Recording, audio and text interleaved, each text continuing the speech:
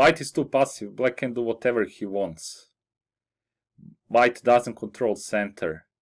You need to play classical openings like d4, c4 or e4 first move with main lines. These words you will hear by people who don't play London system or who just don't like London system. But we will try to show that they are wrong.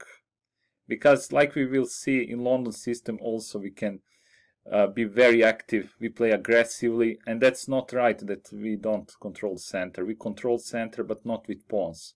We do it with minor pieces.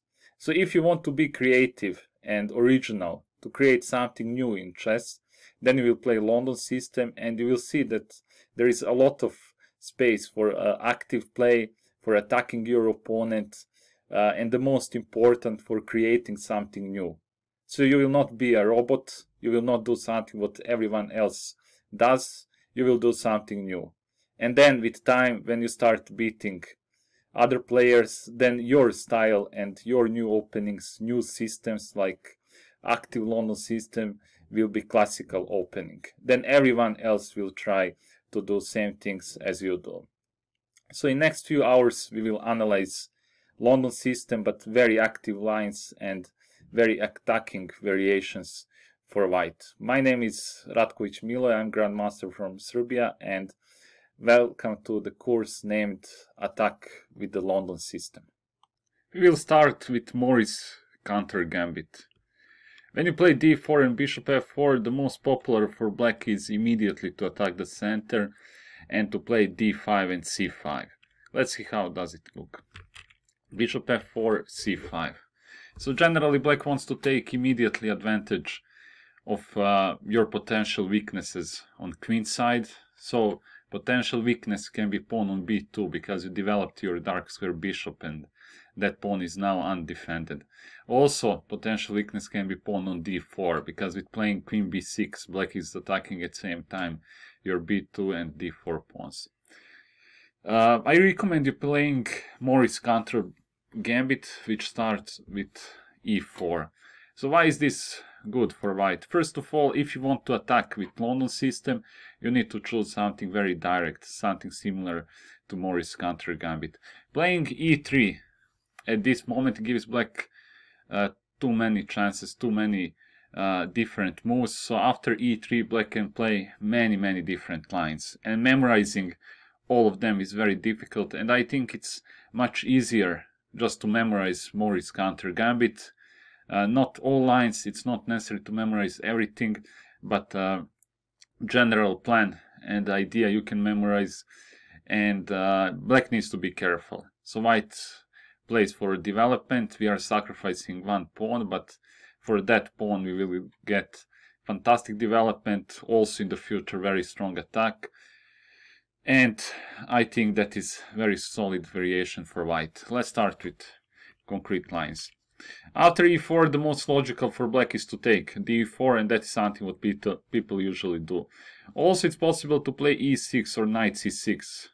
Also those moves can be played, and after them also black has good position. But let's start with d4. d4 is the most logical. After d4 we play d5. So this is in the spirit of Albin counter gambit against d4, where black sacrificed one pawn. So here white sacrificed like in Albin counter gambit, but the difference between this one and Albin counter gambit is that white is tempo up. So in Albin counter gambit your bishop is on c8 in similar position, because you play that as black. Here you have developed your bishop, and very quickly you can play long side castle. So we can say this is improved version of Albin counter gambit.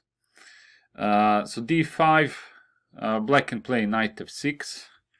What is best move for black? We play knight c3. So we are developing our knight, defending d5 and putting pressure to e4. Then black has two ideas. Black can play a6 with b5, or black can go g6, kingside fianchetto. Both of them are very logical, because first of all with fianchetto, g6, bishop g7, black wants to play short castle as soon as possible, And also you can see that playing e6 for black is too dangerous, and that's why decision g6, bishop g7 is perfectly logical. Also a6 is logical, because with a6 black is preparing b5. After b5 black wants to attack your queen side, because obviously want to play alongside castle. Also black wants to develop bishop b7 to put pressure to d5. And we will start with a6.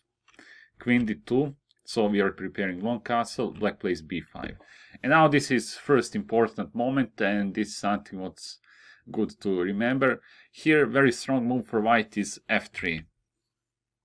The point is very simple. So you want to open up position, to open up e-file, to develop more pieces, and that's why we are attacking the center by playing f3. In case black takes ef3, we don't pay attention to f3 pawn, we play long castle. If black keeps taking and black takes on g2, it's not problem at all, you will take with bishop. Now we have a very interesting situation where we are 2 pawns down. So after 9 moves you are 2 pawns down. But look how many pieces you developed. So you developed 3 minor pieces, rook, queen, you moved the king from the center. For that time black developed only his knight. So that's your advantage. And this is not so good for black. So if you get something like this, you need to be very happy, because now you cannot make mistake. And now this position is already very difficult for black. Black can keep developing, like bishop b7. This makes sense because we are threatening d6 at some moment, and we are attacking rook on a8 with our bishop from g2. So bishop b7 makes sense. We go d6 anyway. Black has to take on g2, we take back. Black plays something, we keep developing, we play knight h3. This is very strong move, and it's better to put the knight on h3 than on f3 or e2, because if you put knight on f3, you will close up your queen. If you put on e2, then when you play rook e1, your rook will be blocked. So that's why we move knight to h3. From h3, knight can jump to g5 or f4 later, and knight is very well developed there. Black plays, for example, e6, we play rook e1. I can say that this position is already winning for white, because knight g5 is coming with knight e6. Also your knight from c3 at some moment in the future can jump like knight d5 or knight d4. And generally, I don't know how will black fight against knight g5, knight e6. So black king is still in the center, black is completely undeveloped.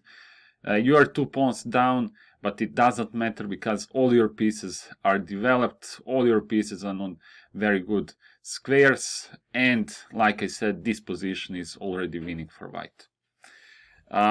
Let's move back now. Instead of fg2, it makes a lot of sense for black to play b4, and generally this is best move for black. So black is attacking our knight. Only good square for knight is a4, so we play knight a4, black plays queen a5. So black is developing his queen with tempo. We are forced to defend that knight, we play b3, and black plays bishop d7. So after bishop d7, black wants to take on a4, and you'd have to take with your b pawn. Still problem for black is his king, because king is still in the center, bishop on f8 is undeveloped, and black needs a lot of moves to develop that bishop. So that's our advantage here, but we need to fight against this idea of black somehow. Against the idea bishop a4, queen a4. So here we take knight f3, black takes bishop a4, we take back, black takes, and then we play bishop e5. This move is very important, because with bishop e5, in case black takes on a2 or play queen a3, you have always bishop b2, and your king is completely safe. Potentially you want to develop bishop c4 to play d6 in the future, to put your rook on e-file, and still black has big problems with the king.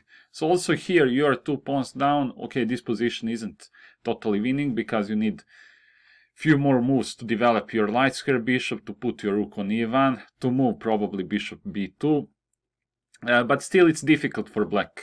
For white it's very simple, so you just want to play all these developing moves and you will see.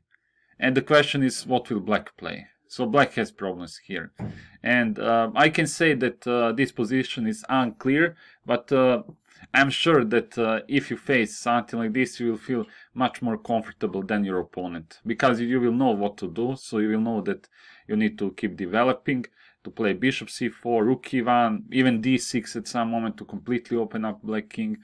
And the question is, what will black play? So black has problems here, not white. And you have full compensation for 2 pawns. This is about taking ef3. We saw that if black takes ef3, you don't pay attention to that pawn.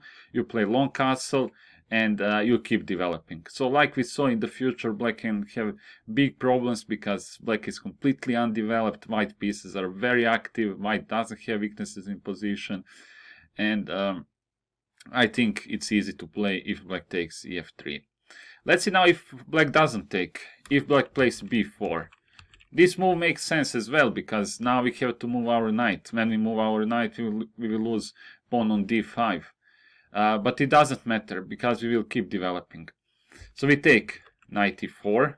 So now it's equal material, and if black wants to win material, black needs to take knight d5. Then we play long castle. So now we are only pawn down. And this is also very simple to play. What you want to play? You want to play bishop c4. In the future, you have idea queen e1, and later queen h3. Queen g3. Your main target is king on g8. So you want to attack the king. You have d5 for your rook. We will see that also later. You have bishop h6 when black plays short castle with f4, knight f3, and everything else. So this is your plan, and you just follow your plan. So e6, bishop c4. Black has to defend knight, play bishop b7. We play queen e1. Black keeps developing, bishop e7, we play queen g3. Short castle, bishop h6. Exactly what I said. So you just keep developing, putting pressure to g7 right now. And that's it. It's very simple. Bishop f6. Now we want to prepare developing our knight. Although we can play knight h3, I think it's much more active to play f4 with knight f3. So we play that, knight d7, knight f3. Let's say black plays knight b6, and then we play bishop d3. So look at this position now. Your queen is attacking black king. Your bishop, both of your knights, because knights can jump to g5, or you can take on f6 with another one. Bishop from d3 is attacking. So you have, excuse me, you have 5 pieces in the attack. Black has only one defender. Bishop, and okay, we can say pawn on g7. So it's very difficult for black to defend himself here, because like we can see, you're attacking black's king with too many pieces. Okay, you are pawn down, but that pawn isn't important at all.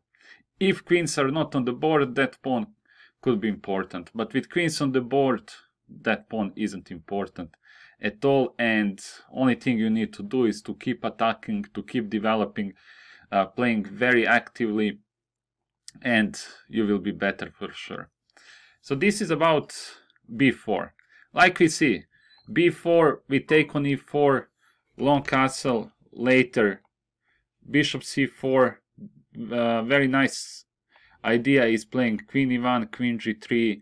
We saw that also you have bishop h6. Generally you are controlling this diagonal, so queen on g3 is fantastic, and white will be better. So there is no much to memorize, and it will be good to remember this idea with the queen. So that is something unusual. Queen e1 with queen g3. So you have enough time for that, and it would be nice to memorize it. This is all about a6. So after a6 we play queen d2, b5, f3. f3 is very strong and very important move, because after f3, like we saw, it's not that difficult for white to continue. So although you are 2 pawns down in some lines, you just need to keep developing, to keep attacking, and you don't have any problems. Like we saw also, black has problems because black king is always in the center. Even if black plays short castle in some lines, black will have problems with the king, and white will be always much more active and of course better. Let's see, instead of a6, if black plays g6. G6 is even more logical for black, because now black wants to play bishop G7, short castle, in the future maybe to attack on queen side by playing A6, B5, and something like that perfectly makes sense. After G6, again we play queen D2, black plays bishop G7, we play long castle, black plays short castle. Also here, it's very simple concept. You want to put bishop on H6 to push your H pawn, that's all. So like in Pirt's defense or modern defense, so this idea is it happens very often when you play against kingside fianchetto, and bishop H6 perfectly makes sense. First of all, because bishop on G7 can be very strong. Second, you're preparing attack with your H pawns. You will play H4, H5, and black king can be in big trouble. So this is very simple line. Let's say A6, then we go H4. Our threat is H5. So, and of course white is much faster than black. So here white's position is very comfortable. Well, like you can see, so it's not that complicated. And when you play E4, third move, it seems that it will be so complicated for white, and you need to be careful with every tempo, and you need to be careful, but generally you don't need to know a lot of things about these lines. You just need to keep developing. You need to memorize some key moments, like that one where you play F3, and that's it. You cannot have problems in the opening. Now we'll see what will happen if black doesn't play knight F6, if black plays E6. Generally this is not good for black, and there is one very nice variation which can happen also in Albit counter Gambit, and it starts with check bishop B5, black plays bishop D7, we take on E6. Black takes on B5, so black won the bishop, and now you take on F7. After king F7 we win the queen, after king E7 we promote in the knight. The next move can be bishop G5 and game is over. So you can remember E6, bishop B5, bishop D7, D6. Of course, if black takes F6, black's position is just bad and white has big advantage. So this is all about D4. So after D4, D5, like I said previously, you get Albin counter Gambit, but you are tempo up because you have developed bishop. Your goal is to play knight C3, queen D2, to play long castle. In the future, if black played G6, you play bishop H6. If black played idea A6, B5, you have F3. And in every case, even if you are one pawn down or 2 pawns down, still you will have fantastic position, because you will always be much better developed and position of your pieces will be very, very active.